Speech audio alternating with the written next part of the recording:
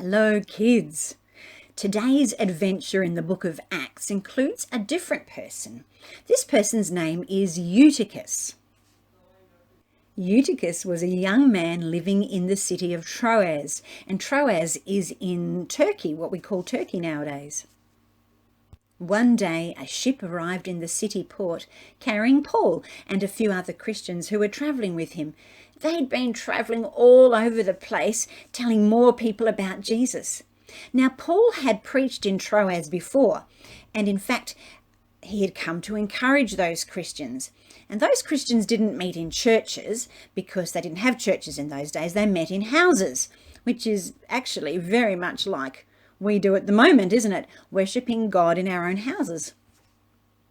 Well, the next Sunday evening, the Christians in Troas met to hear Paul speak in someone's house, and they packed into an upstairs room on the third floor of a building. It was really crowded. It was so crowded that Eutychus couldn't find a spot on the floor to sit, so he sat on the windowsill, and the window was open. There wasn't any glass in the window. I wonder what's going to happen. Because Paul was leaving the next day, he wanted to teach the new Christians so much, and so he talked and he talked and he talked, and Eutychus got very tired. The room was hot from all the body heat and the lamps that were burning, and you know what happened? Eutychus started to fall asleep. Well, Eutychus fell so sound asleep that he actually fell out the window all the way down to the ground, and he died when he hit the ground.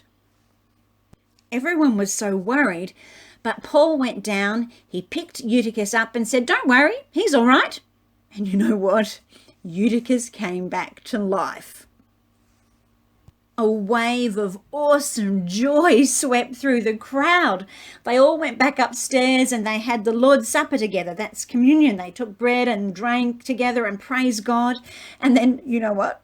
Paul kept on preaching all night until the sun came up. Eutychus was taken home alive and well the next day.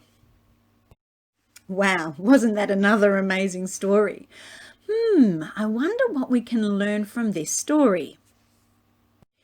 Well, one thing we can learn is that Pastor Roger and I don't actually preach really long sermons after all. But another really important thing we can learn is that God can do the impossible.